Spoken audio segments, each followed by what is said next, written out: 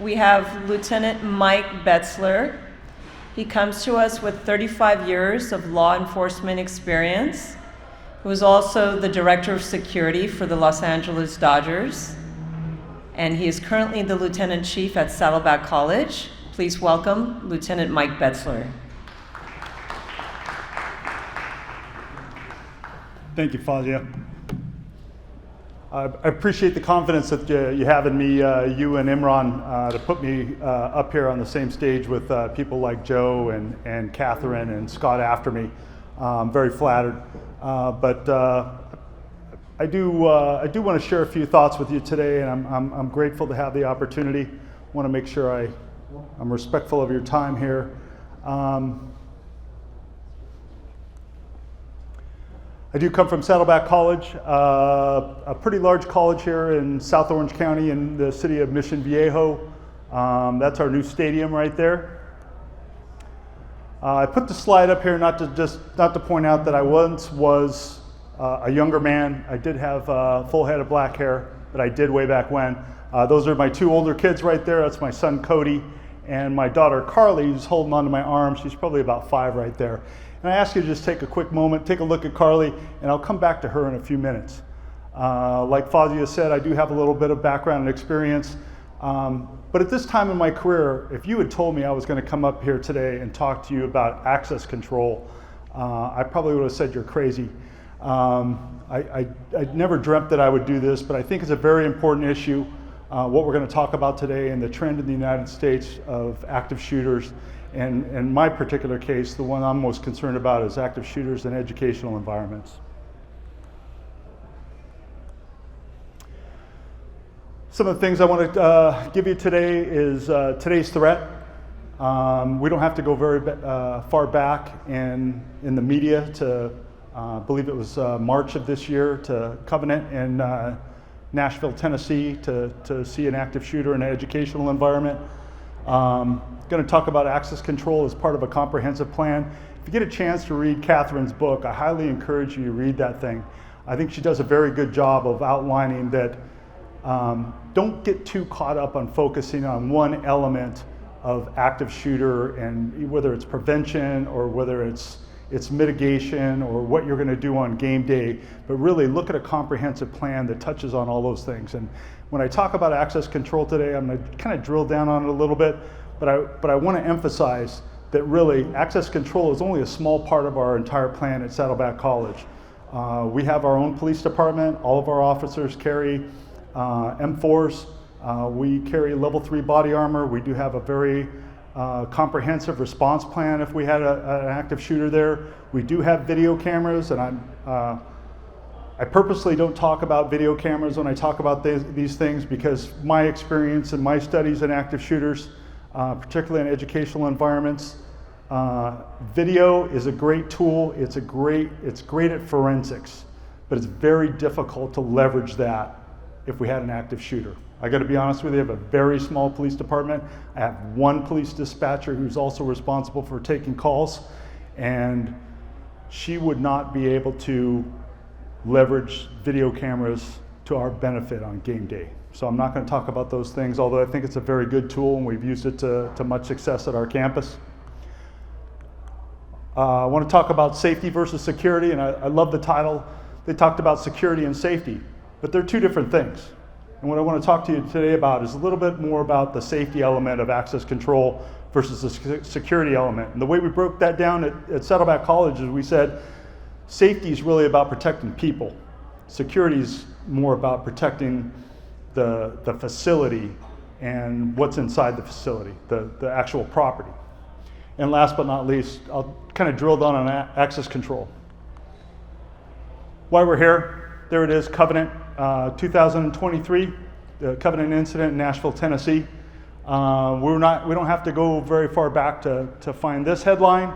And I'll tell you what, when I was at my peak and I was going around and speaking at various campus safety conferences across the nation, almost every time I could come up with a new headline for my presentation.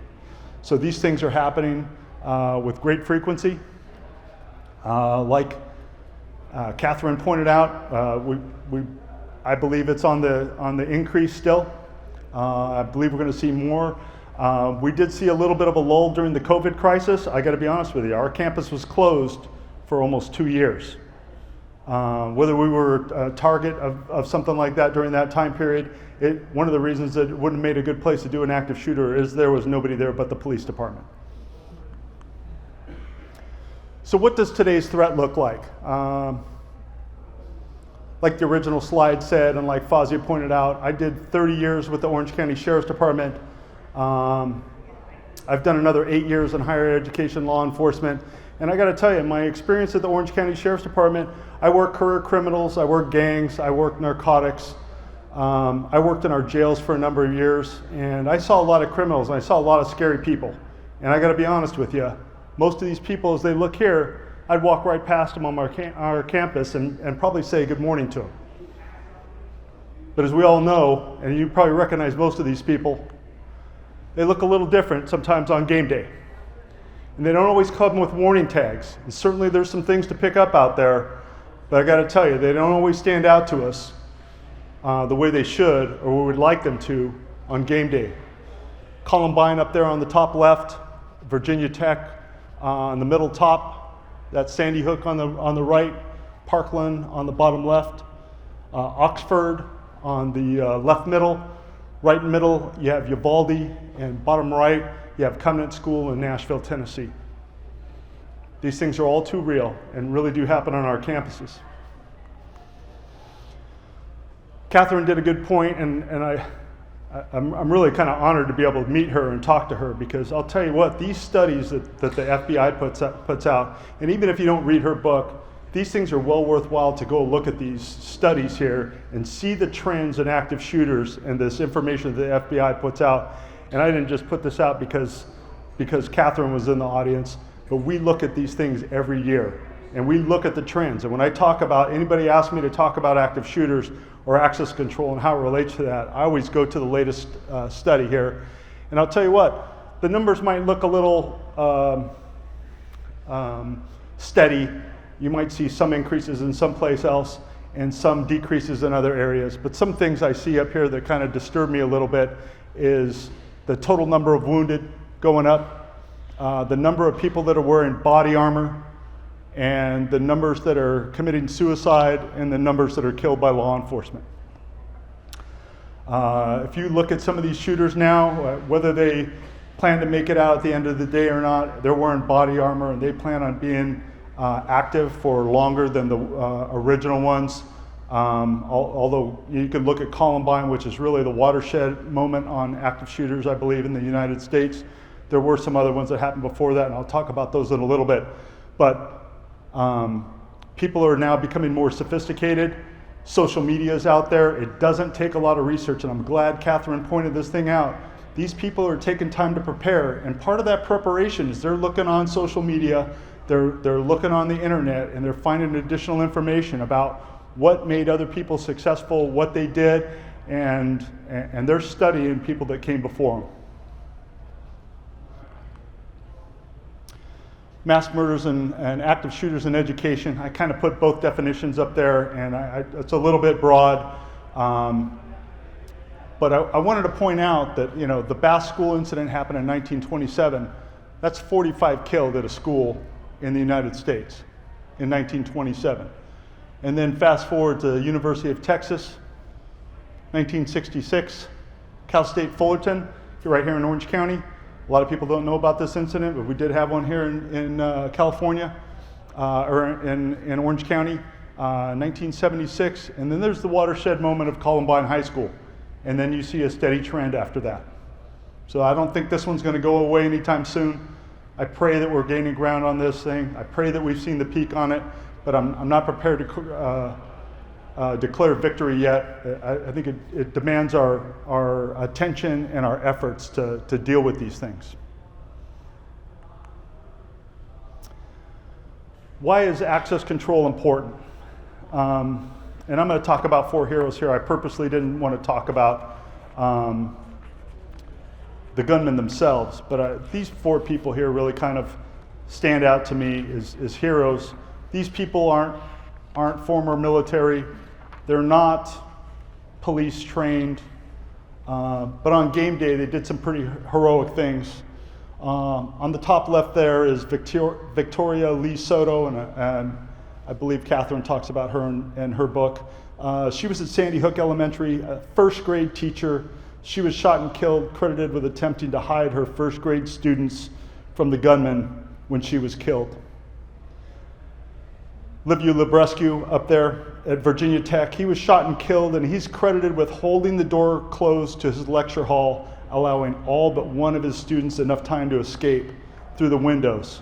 He was a Holocaust survivor, survived the Holocaust, only to die at the University of Virginia Tech during an active shooter incident. Next to him is Jocelyn Couture Nowak. She was also at Virginia Tech. She was shot and killed and is credited with attempting to barricade the door to her classroom with a student, Henry Lee, who was also shot and killed.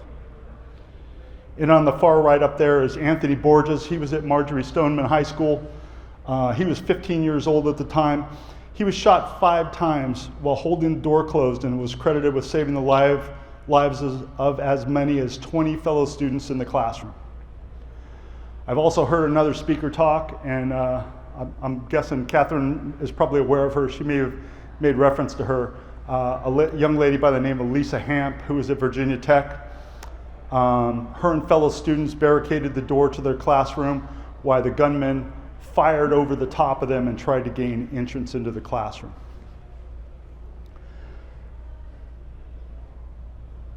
I can't make you any guarantees, and I'm not saying that if they had electronic access control or they had a more effective electronic access control system that it would have changed the outcome. I can't make those kind of statements.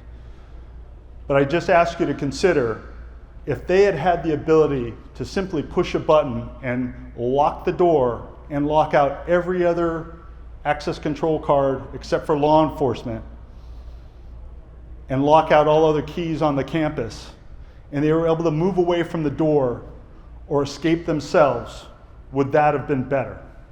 And in the 21st century, and all the things we do out there and all the things we focus on, because we live in a pretty amazing society, in spite of the challenges that we face, is this good enough? Is this sufficient? Are we going to call this okay, or is there something else we could do? Could we make it better? And I think we can.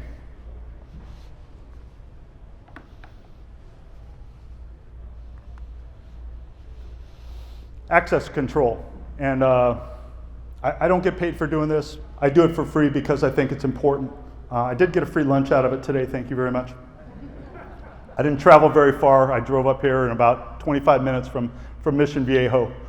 But access control, I gotta be honest with you, before I got to Saddleback College, I didn't really think much about access control. Now I gotta be honest with you, I think a little bit about more. It was a great experience to kind of learn about this thing, but about 8 years ago, we made a decision to introduce electronic access control into a campus that only had hard keys.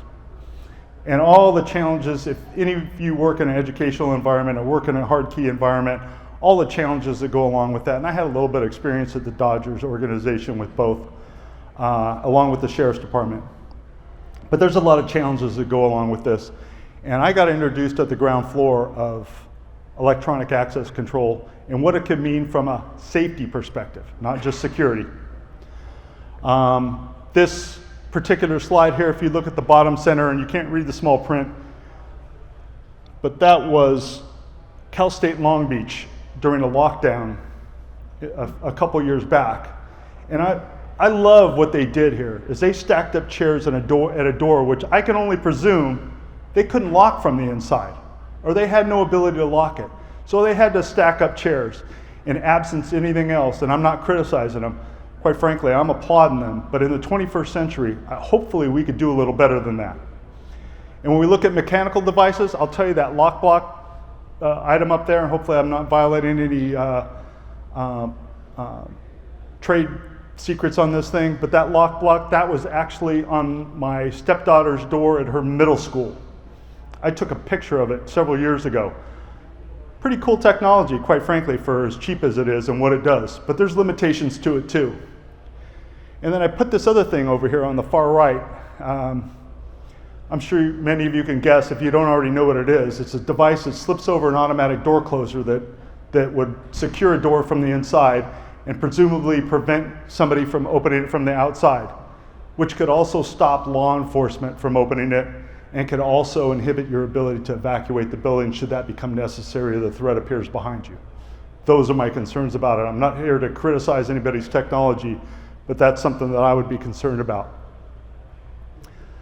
If you already have electronic access control at your building or facility, in whatever environment you are, I would suggest to you, and this one happened at a business, I believe, in Virginia Beach.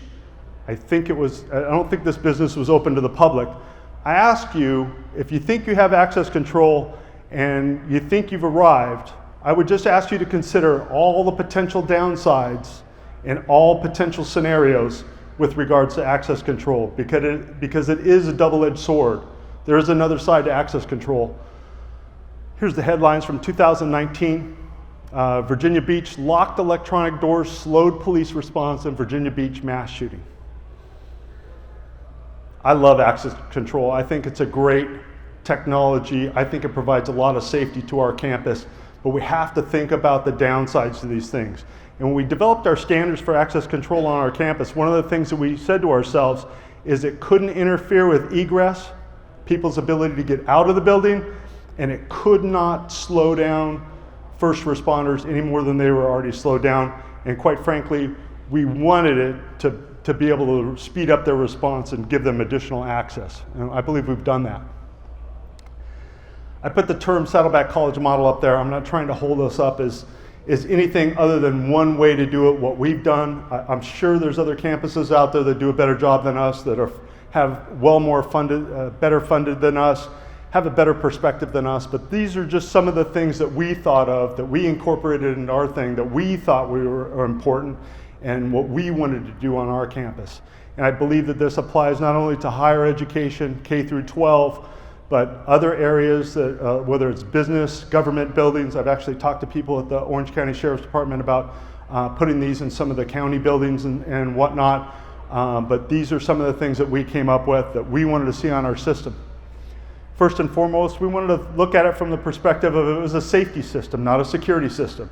Now, I'll tell you straight up front, the electronic access control is also a great security system. I've had both. I've worked with hard keys. I've worked with electronic access control. If somebody loses a key, my system's compromised.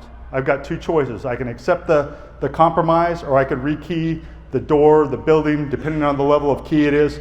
Very expensive, slow to respond. Access control remains secure. I can delete that card out of the system and put a new one in there. One of the things that we did is if there was a door and part of the day is people were going to be on the other side of that door, then we wanted to see access control on that door. In our case, we selected hardwired electronic access control for a wide variety of reasons. I heard some talk, and I think it was Joe was talking about wireless. I think wireless is catching up with what we wanted, but we wanted an immediate response to be able to lock down our buildings immediately. And at the time, power over Ethernet, hardwire electronic access control was the answer for us, at least how we looked at it. So doors and people meant we were going to put electronic access control on there. We wanted 3 different levels of security on there. We wanted to be able to lock out a building, which basically just kicks out this double tap feature, and I'll talk more about that a little bit. We also wanted to be able to lock it down, which in our case meant all doors were locked, and the only access control cards that could open those doors were ones that were in the hands of law enforcement. And I love what Catherine was talking about, having first responders. As a former member of the Orange County Sheriff's Department, all the officers in the city of Mission Viejo have electronic access control cards that access our system 24 hours a day, 7 days a week, and even in a locked down position, they can still enter and move about the campus freely. And then we have an unlock up here. I had the good fortune to study active shooters situations at the Orange County Sheriff's Department. I got to go to Fort Hood. Fort Hood happened on a Thursday. I was there Friday morning and got to study that. And one of the things that we say in law enforcement now, we still say in law enforcement now, is stop the killing and then stop the dying. And I love what Catherine said, and if you read her book, she'll say, I don't want to misquote her here, but a majority of incidents end in 5 minutes. A pretty good number end in 2. And what's going to save people after that 5-minute window is how fast can we get people to emergency medical treatment? And access control can help us facilitate that too. By doing this, we have an unlock mode. We can unlock every door on the campus with a push of a button from our dispatch. So once the threat is gone, to the best of our knowledge, the threat is gone, and we're transitioning from dealing with an active threat to emergency medical services incident, we can unlock every door and give every fireman, every ambulance operator, every first responder ability to get to the victims and get them the fastest treatment possible. We believe that electronic access control gives us the ability to get in front of the threat. If somebody's trying to move about our campus and we put it into lockdown, if they try to penetrate deeper into the building, they will be faced with a locked door. If you watch most video from active shooters, including the Covenant shooting in Nashville, that shooter comes upon locked doors, except for the front door, which that individual shoots through the front door and manages to gain entry. And in my experience, and I only know of 2 that have happened in educational environments, which was Sandy Hook and Covenant School. I'll tell you what, at Fort Hood, I spoke to a witness who said the gunman came up to a glass door with a gun in his hand, tried the door, couldn't open the door, and moved to the next one. Actually peered inside the door. So locked doors are good to have in active shooter situations. We believe it gives us the ability to get in front of the threat, slow them down or stop them. Again, I talked about it earlier. It couldn't restrict egress or first responders. On the backside of every one of our electronic access control locks is a single button. It's fairly flush to the backside of the thing. It's made by one of the, I believe by one of the sponsors or one of the attendees out here. I think it's a pretty good piece of hardware. I haven't handled a lot of other pieces of hardware, but I think it does a pretty good job. But that single button, if you depress it on the backside of the lock, it activates the emergency lock and locks out every other access control card except for sworn law enforcement on our campus. And it sends an alert to our police dispatch. One depress of a button on our campus gets a uniformed officer immediate response to that location. It's not red lights and siren, but that person's going to go and find out. So far, fortunately, they've all been false alarms, but we treat everyone like it could be something. If we get 3 or more activations in a single building or in close proximity, we either lock down that entire building or we lock down the entire campus, and then it's a priority response by our sworn law enforcement officers. We can do that, and we don't even have to send out a message yet. And quite frankly, if 3 doors get this activation, we've had it happen twice now, where we had multiple activations, and we don't know what the cause is. At least we're sending officers, and at least we could lock down every other door on the campus so that person can't go deeper inside one of our buildings. Those 2 instances, one of them was a disabled student who found out about the buttons, was in a large room with multiple doors, and decided to push every button in the door in that room. Perfectly good with that. The other one of our officers, when we first implemented this thing, thought this would be an easier way to lock some doors and started pushing the buttons. We're in law enforcement, so I'm guilty as charged. But those are the only 2 times that we've had multiple depressions in the last 7 years. So pretty rare. If we see that's got our collective attention there. And last but not least, and this was probably one of the greatest motivations for this thing, and the reason that we have access control in our campus today is this was at the request of our faculty and staff members who were concerned about their safety pre-COVID and incidents of active shooter. And I've heard a lot of recommendations, and we had a lot of funny requests from them talking about, we want bulletproof glass, we want, hardened doors and windows, we want all the windows covered up. But we wanted to put something in their hands.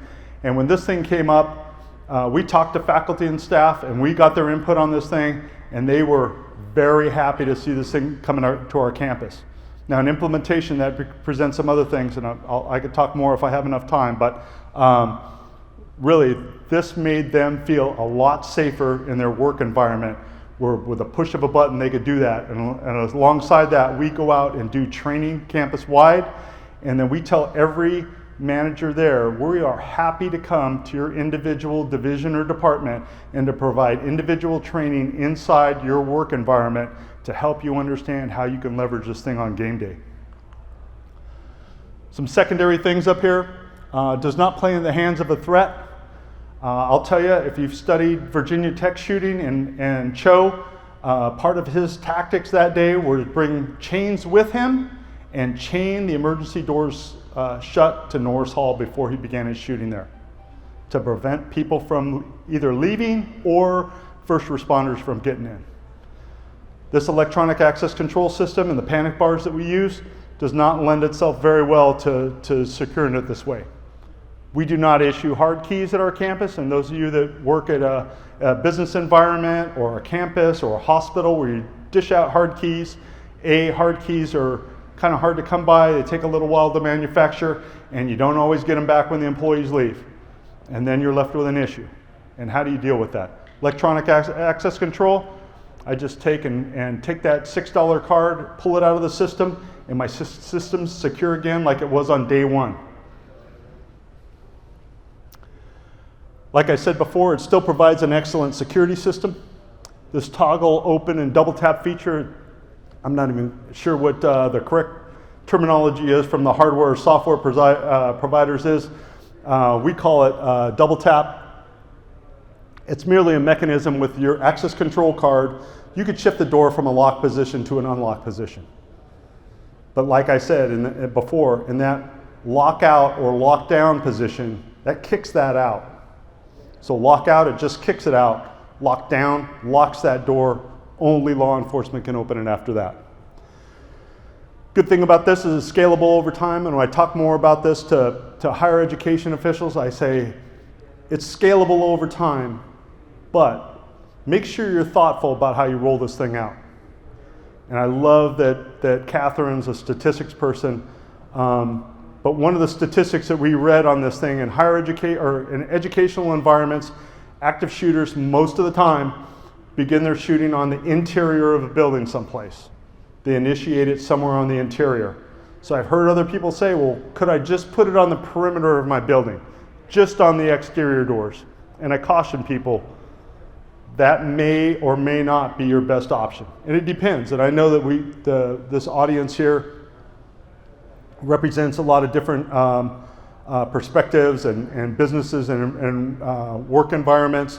So whatever works best for your company or your work environment, whatever that might be, make sure you put a little thought into it and don't just think like, hey, I'm just going to put it on all the exit doors right now. But one of the other things that we did at our campus, at first we said, hey, all new buildings will get this stuff. And then we said everything that we touch that we have to do improvements to the actual door itself, we would replace it with hardwire electronic access control. And until we got to the point where we said, hey, we're going to bite the bullet. We're not going to just take a bite of the elephant. We're going to eat the whole thing, and we're going to do the whole school in a retrofit project. And I'll talk more about that too. Ease of use and training. When I talk about this, and including on my campus or when I travel around and talk about access control, I say if you were able to get in your hotel room last night, you can operate our access control system. And that's really the truth of the matter. If you could hold up an HID card, Joe, if you're still here, and that's what we use, HID. If you could hold that card up to the reader, you get in. As long as you have permission and we haven't done a lockout or lockdown, you get in. And then full integration with our video system, fully integratable. I like Joe's comments about open architecture versus closed. Very interesting, but we wanted to make sure the access control system that we had would be fully integratable with our video system that was already in existence, and it's very successful. talk about the different things, and I talked a little bit more about this, but what these things really mean to us on game day. Our normal mode is what we call schedule mode or normal mode. Most doors on the campus are in lock mode, except for exterior doors to buildings that house classroom facilities. Those are open up on a schedule so students can get in out of the rain or weather. Every other door remains closed. That means all classrooms, all labs, all offices, everything remains closed unless somebody opens it or double taps it open. If we have a problem or anticipate a problem on campus, one of the first steps that we can do is lockout mode. This is when we have a possible external threat. No threat on campus. We've got a mall nearby. A couple times we've had some big, they had like a jewelry store robbery, not gunmen, but suspects were on foot. We're very close proximity. We can just go into lockout mode, and this doesn't even disrupt the classroom environment. They might just hear a click in the back of the room, and that just means their double tap feature just got kicked out. Door's now locked. You need an access control door to get in that classroom or any building on campus. All of our faculty and staff have those things. Our students do not. That means we have to deploy some employees and or police personnel to open up the doors for them so they can get in and out, and we could kind of monitor for any active threats. Our next mode is locked down. That's an immediate threat, just like what it sounds like. In any other environment, it means every door on campus is now locked. As long as that door is closed, if somebody props it open, it defeats the system, and we train against that, but it still happens. But the only access control cards that will now work on campus are in the hands of law enforcement and a select few people on the Orange County Fire Authority with the local station. Now, some of the things that we do is we maintain 3 big packets of emergency electronic access control cards that we can hand out to other first responders, as well as every one of our officers on campus, including our civilian law enforcement personnel, carry 2 access control cards. The reason for that is if another emergency responder shows up and they're going to come with me, I hand them a card. Now they can go everywhere I can go. And at the end of the day, if we handed those things out, and we haven't yet, hope we never have to, but if we did hand them out, it's just as simple as kicking every one of the cards out that we didn't get back, and I'm back to square one. My system is secure again. Unlock, like we talked about before, that's for when we're in rescue medical aid mode. Once we believe that the threat, and believe me, there's no guarantees. If you, I was in bed asleep when the Route 91 shooting took place. My wife received a text from coworkers who were at the concert, said active shooter, Las Vegas, Route 91 concert. I turned on the news and there were reports of multiple gunmen, explosions at hospitals, all that stuff. In hindsight, what do we know? 1 gunman, many floors up in a hotel nearby, and that's the truth of the matter. Unfortunately, the early reports were these other things, and I'll talk more about how we could do that. We could be mistaken in our early things. Almost all active shooter situations early on, at least law enforcement receives multiple reports of multiple gunmen. And let me tell you why, and I'll explain it to you from firsthand experience at Fort Hood in Texas. Fort Hood in Texas, the gunman there, Nadal Hassan, was actually an active military person in full Army ACU. He was, I believe, a major in the Army. I talked to some of the people there that were on the police department. They said if anybody was going to get through the gate on that day unless they locked the whole thing down, it was Nadal Hassan as a major in the Army in full ACU. I had a chance to sit in on the debriefing of their SWAT team, and I said, did the fact that the gunman was wearing full Army ACU and an active member of the Army create any identification problems for you? And one of the young women on their SWAT team looked at me and goes, the first description I got was male white, shaved head, and full of Army ACU. She kind of chuckled and said, well, got it narrowed down to 40,000. Same thing on my college campus. If I said male white, 20 years old, shorts, dark t-shirt, and a backpack. Who did I just describe? 49% of my population on my campus, less faculty and staff. It might be that in your environment, I don't know. We're talking about scale here. Our dispatcher has the ability to lock down a single door or unlock a single door, do that to an entire building, or do it to the entire campus with the push of 2 buttons. Start off with the bad news here. Initial budget was about $10 million to touch a little over 1,000 doors, 1,500 employees.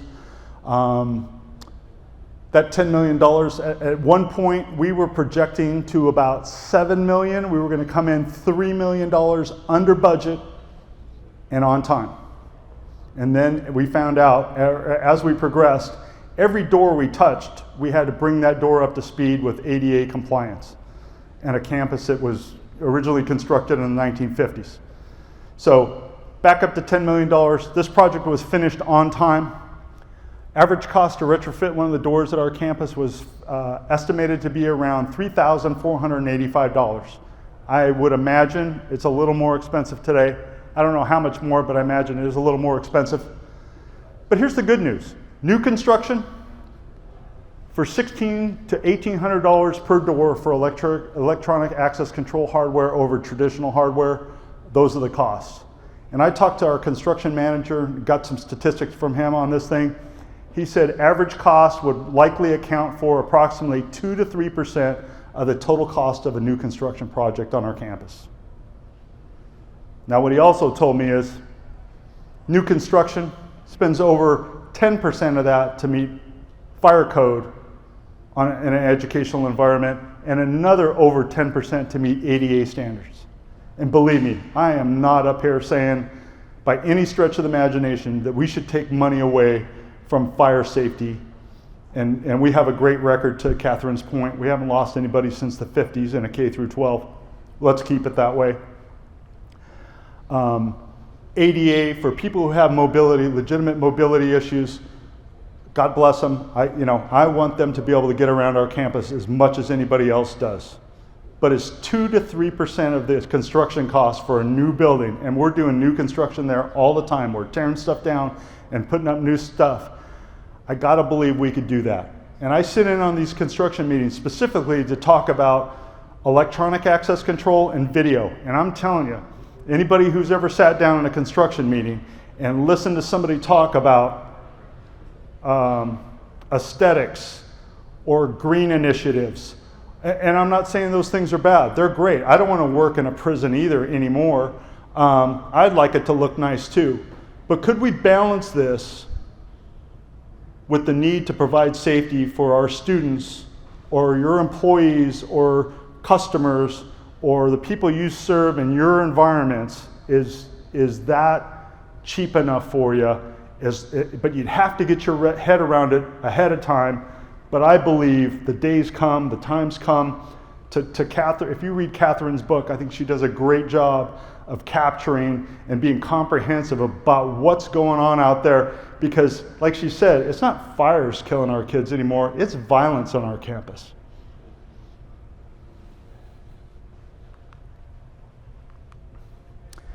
Really just reiteration of the same thing. That was the good news slide. And so in closing, there I am. That's my daughter Carly. Remember her from the first slide? 5 years old, holding my arm, right? Big smile on her face. She is now an attorney, graduated law school, passed the bar here recently. She's an amazing young lady. This was in 2017. I was at her college at TCU for her sorority dad's weekend, and we were having a great time. And if you look a little closer at the picture of her, you'll notice she's wearing one cowboy boot and one walking boot. Well, she was at the Route 91 concert. She was wounded in her foot, her left foot, and her sorority sister was probably hit with the same bullet, a fragment from the same bullet which skipped off the ground before it hit these two girls and hit her friend in the calf. truth be told, I kind of downplayed it a little bit. Fazia said 35 years in law enforcement. I started off my law enforcement career in 1982. Don't do the math. Yeah, I know, it's 2023. Probably closer to all combined 40 plus years. I talked to my kids about every possible threat, everything I thought that she might encounter out there from a safety perspective. We had a plan. If something, we were in a store and it got robbed, what was she gonna do? Do you know how many conversations I had with this young lady before that day about active shooter? 0. Now, I'll just be honest with you. It didn't dawn on me that it could happen to my daughter, who I love more than anything. I didn't think it was going to happen to her, or I would have talked to her about it. I know better today. And I got to say, I missed the boat a little bit because, quite frankly, I knew it was a real possibility. I had been to places and studied these things, and my coworkers had, and we'd poured over it and done after-action reports on these things. I knew about this threat, but I didn't talk about it with my daughter. So what I put up here, could it really happen? I'd say to you it could. For all of us in the Southern California, and I'm not going to ask you to raise your hands, but I imagine many of us in here could probably raise our hands right now and say, I knew somebody else that was at Route 91. Or I was connected to an active shooter through a friend or a relative that had that real world experience. And that's just the reality we live in today. So if not us, who? And if not now, when? Because I'll tell you, in hindsight, I've had a lot of conversations with my daughter, doing amazing today, about this incident. But I'll tell you what, if I had to do it a little differently before, I would have acted on it a lot sooner, been a little more aggressive on this thing, and I would have, my daughter made some great decisions, and I'll talk to Catherine more about some of the things that she talks about, and they're very real. But I know I probably went over, didn't I, Fozzie? I apologize. I don't know if I have time for questions, but I'm happy to answer any questions you might have. I kind of give an abbreviated version for this particular environment. Normally I'm just talking to campus safety professionals, but have a little background, happy to talk about stuff or questions. Anybody got anything for me? Or yes, sir. Thank you for your presentation and for your service. In your slide, you indicated that the average cost in a new construction for electronic access control over mechanical was $1,600 to $1,800 on average. I'm just curious, what did that include? Was that lock, reader, contact recs, a little bit of the control panel software? That's a great question, and I'll be 100% honest with you. I got some of those numbers from our construction manager, and I think that was an average cost to include the stuff, and that $1,600 to $1,800 additional, that was over and above traditional hardware. Because we had some pretty high standard hardware at our campus, or we had some pretty high standard hardware to begin with. And I'll be quite frank with you, part of the reason that we were able to do some of the stuff we did with our retrofit project, what was very nice is we worked with Assa Abloy, who had, and I'm not just trying to give a pitch and they don't give me any money. They're welcome to. If they want to start, I'm here. My name's Mike Betzler. But what was nice about them is that retrofit project, they actually were on our campus, and we went to them with some needs for some retrofit hardware that did not exist, and they actually built some stuff for us that helped keep costs down. One of the other things we did to keep costs down, I said, if it was a door and it was people, it got a hardware electronic control or access control. If it was stuff, it didn't make good sense to us to put a $3,500 retrofit lock on a door that was going to hold $500 worth of office supplies in a closet someplace. So on those, we put cipher locks that had a similar security feature on the inside that you could push a button and lock out the code on the other side. The downside is it didn't have the communication ability to our dispatch. So there was a trade-off there. If you ended up in a closet behind one of those things, I think it would have provided you a lot of security and safety. It just didn't provide that communication. I know other colleges that have made decisions to put panic buttons in classrooms or at offices, and I'm not knocking those things. It's better than nothing. But what I like about our system is you have hardwire electronic access control with a button that directly communicates to our dispatch real time. And so there's other experts out there who could talk about some other stuff, but that is a great question. Thank you, sir. Anybody else? I guess that's it, Fazio.